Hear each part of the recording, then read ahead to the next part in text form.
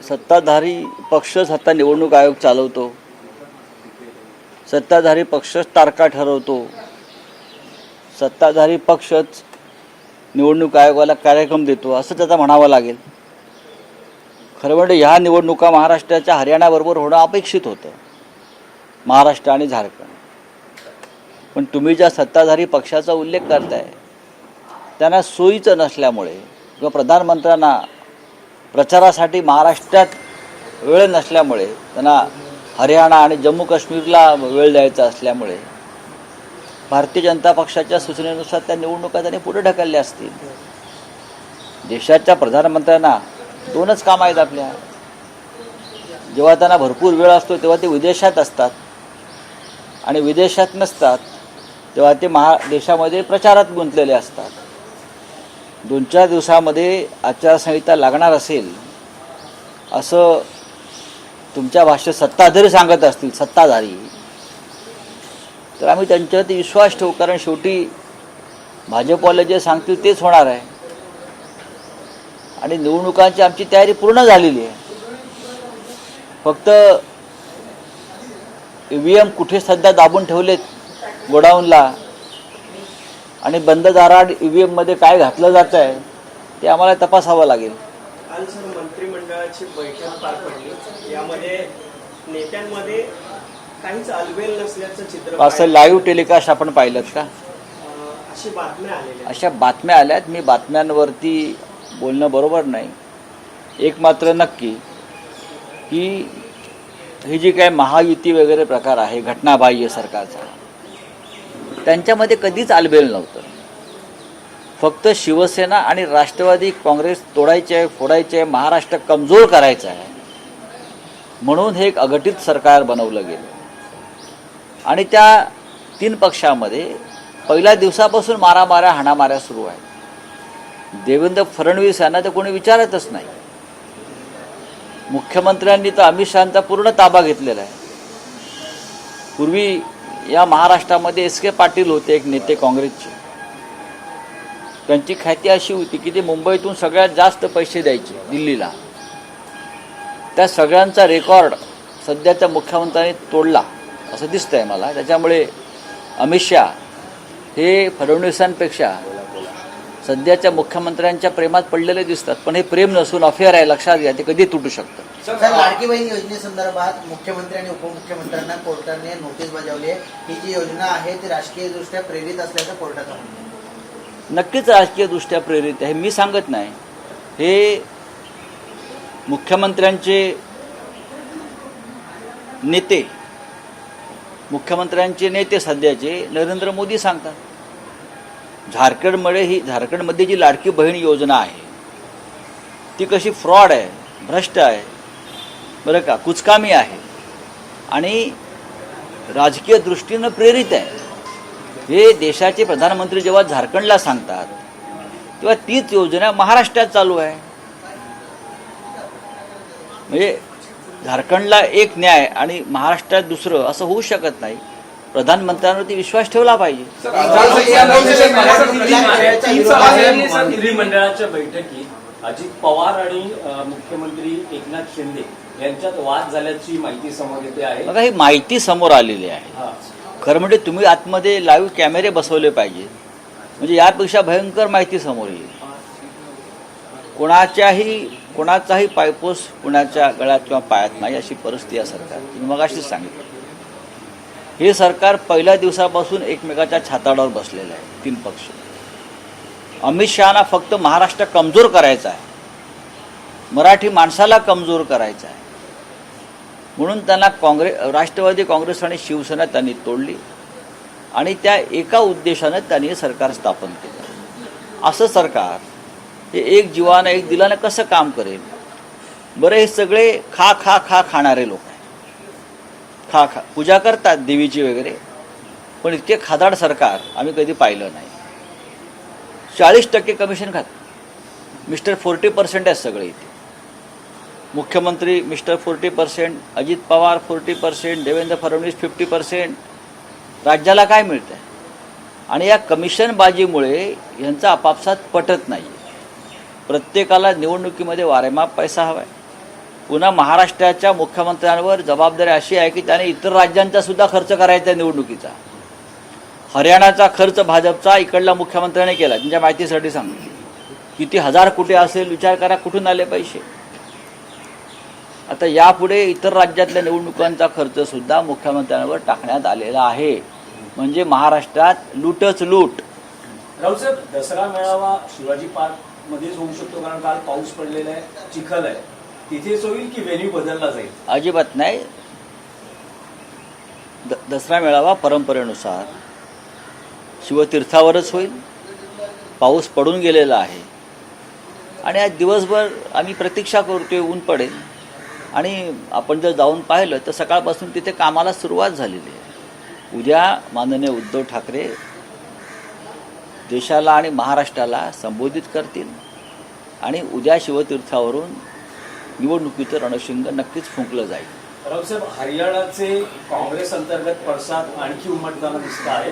राहुल गांधी यांनी स्थानिक काँग्रेसच्या नेत्यांना पैलावर घेतले की जो काही एकूण गटबाजी किंवा ज्याचा फटका बसलेला आहे, तर त्याबद्दल काय सांगा? मी त्याच्याबद्दल कसं काय सांगणार. प्रत्येक पक्ष जिंकल्यावर आणि हरल्यावर सुद्धा निकालाचं चिंतन करतो.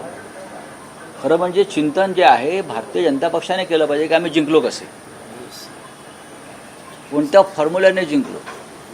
आणि हा जो फॉर्म्युला आहे EVMचा असेल किंवा अन्य काय असेल तो त्यांनी शेअर केला पाहिजे जगभरामध्ये. आम्ही कसे जिंकलो याच्यावर त्यांनी पुस्तक लिहिलं पाहिजे. हरल्यावरती चिंतन तर करणारच, पण काँग्रेस पक्ष माझ्या दृष्टीनं फक्त 0.6 मतांनी पराभूत झाला. 0.6, 1% सुद्धा नाही.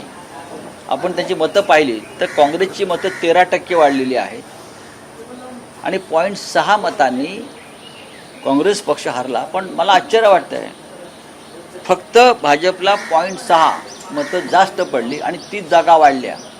हा चमत्कार कसा झाला? हा चमत्कार आहे. 0.6 मतामध्ये 30 जागा वाढू शकतात का? म्हणून आम्हाला चिंता वाटते की जे काही पुरावे राहुल गांधींनी दिले आहेत EVMच्या घोटाळ्याचे, त्याचा गांभीर्याने विचार कोणी करायचा? निवडणूक आयोग करणार नाही, जनतेने करायचा. विरोध केलेला आहे घटनाबाह्य आणि लोकशाहीच्या विरोधात असलेलं एक देश एक निवडणूक असं केरळचं म्हणणं आहे. केंद्रीय मंत्रिमंडळाने हा मागे घ्यावा असं त्यांचं म्हणणं आहे. हे खरं म्हणजे देशाची भावना आहे. एक देश एक निवडणूक हे नरेंद्र मोदीच्या डोक्यातलं खूळ आहे. लोकशाहीच्या दृष्टीने अत्यंत घातक असा हा विषय आहे. आम्ही सुद्धा केरळच्या सरकारच्या समर्थनार्थ उभे राहू. सर हिंदी में जानना चाहेंगे सर. मुखपृष्ठावर जाहिराती आलेल्या आहेत.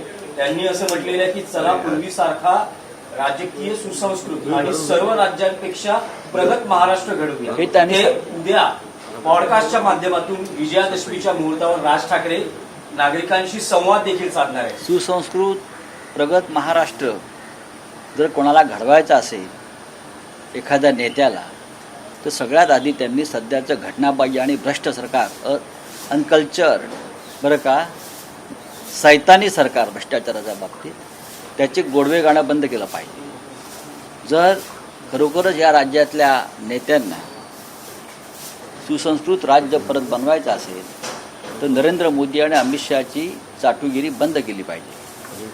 मी सगळ्यांविषयी म्हणतोय, ज्या दिवशी या महाराष्ट्रातले नेते दिल्लीतली सध्याची चाटुगिरी बंद करतील आणि ठामपणे उभे राहतील या लोकांविरुद्ध, त्या दिवशी महाराष्ट्र पुन्हा संस्कारी, सुसंस्कृत, संयमी बरं का आणि वैभवशाली बनायला सुरुवात होईल. सर हिंदी में सवाल ले लीजिए. कुछ कैबिनेट में ताबड़तोड़ डिसीजन लिए जा रहे हैं आचार संहिता लगने से पहले. कल मौलाना आजाद का जो कैपिटल है वो बढ़ाने की बात हुई. मदरसों में जो टीचर्स हैं चुनाव के पैसे बढ़ाने की बात हुई. और भी बाकी चीजें हैं, क्या कहना सर?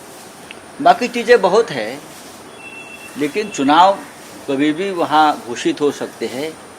तो ये जल्दबाजी तो होती है. केंद्र सरकार ने भी की थी, अब राज्य सरकार करेगी. तिजोरी में पैसा नहीं है, फिर भी घोषणा की बरसात, बारिश हो रही है. लेकिन जनता हमारी जो है महाराष्ट्र की इतनी मूर्ख नहीं है. उनको पता है ये कब और किस लिए हो रहा है, चाहे लाडली बहन योजना हो, चाहे आपने जो कहा मौलाना आज़ाद इंस्टीट्यूट के बारे में हो, ये सब चुनाव का गणित चल रहा है। सर जो मदरसे में टीचर्स हैं उनकी भी फीस सैलरी बढ़ा दी बढ़ा दी गई। तो ये जो अंधभक्त है, मेरा सवाल है उनसे, क्या ये वोट जिहाद नहीं है? ये वोट के लिए क्या है ना, लाडली बहन हो, देखिए बढ़ना चाहिए वेतन। जो पढ़ाता है, हाँ, जो स्कूल में या बच्चों को पढ़ाता है उनको पगार मिलना चाहिए, वेतन मिलना चाहिए, ठीक से मिलना चाहिए। लेकिन क्या अगर ये हम लोग करते तो बोलते वोट जिहाद है। तो आपने क्या किया है? हरियाणा सुप्रीम को लेके जिस तरह से एविडेंस दिए हैं राहुल गांधी ने, सब किस तरह से देखने का? क्या देखेंगे, यही तो सही है। 0.6% वोट भाजपा को ज़्यादा गिरे, ओनली 0.6, एक 1% भी नहीं है। और उनकी 30 सीटें ज़्यादा, 30 सीटों में उनको फ़ायदा हो गया है। 0.6 में 30 सीट कैसे ज़्यादा उनको जीता सकते हैं? गड़बड़ तो है। राहुल गांधी जी ने जो एविडेंस दिए है उसके ऊपर अभी विचार कौन करेगा? चुनाव आयोग तो सबको चुना लगाते हैं। जनता ने सोचना चाहिए हरियाणा में क्या, कैसे और किसने किया, और महाराष्ट्र में ये लोग क्या करना चाहते हैं।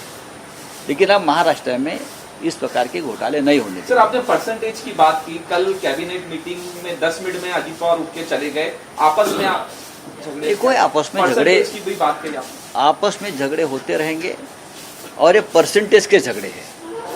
40% ये जो पूरे फंड्स है, जो उनकी बरसात, उसको 700 करोड़, उनको 800 करोड़, उनको 500 करोड़, ये बादशाह जो बैठे हैं हमारे मंत्रालय में, ये जो पैसे बांट रहे हैं 40% पहले काट कर लेते हैं ठेकेदार से। चाहे ठेकेदार को बाद में उनका भुगतान मिले या न मिले, लेकिन 40% उनको पहले मुख्यमंत्री को, दो मुख्य उप मुख्यमंत्री, फिर उनके सभी जो नीचे के चेले चपाटे, ये पूरा 40% का मामला चल रहा है, इसलिए झगड़े चल रहे हैं।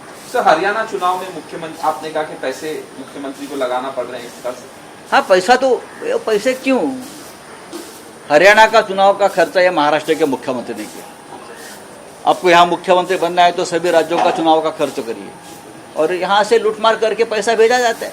अब झारखंड में चुनाव होगा और किसी राज्य में होगा, तो पूरे जिम्मेदारी महाराष्ट्र के ऊपर है। लूटो और दिल्ली में भेजो, यहाँ चोरी करो, जनता को लूटो, दिल्ली में भेजो थैली सब। चलो, थँक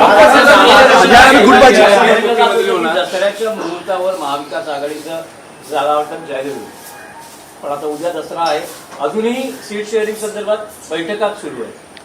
बैठका संपलेल्या आहेत. आपल्याकडे चुकीची माहिती आहे.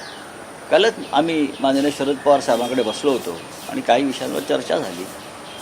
माननीय उद्धव साहेबांशी चर्चा केली. असं आमचं ठरलं साधारण की 200च्या वर जागावरती एकमत झालेलं आहे. 210 साधारण. तर त्या जागांची यादी आम्ही जाहीर करू. त्यासाठी मुहूर्ताची गरज नाही कोणतेही. आमच्या महाविकास आघाडीसाठी रोजच 3.5 मुहूर्ताचा मुहूर्त असतो. त्याच्यामुळे आमच्याकडे आमच्या याद्या तयार आहेत. आता पाहू कसं काय. सर आपने कहा दशहरा से पहले जाहिर कर देंगे. कर देंगे. नाही नाही, बघू ना आता. आता अजून काही शेवटचा आज फिरू आणि जाहीर करू.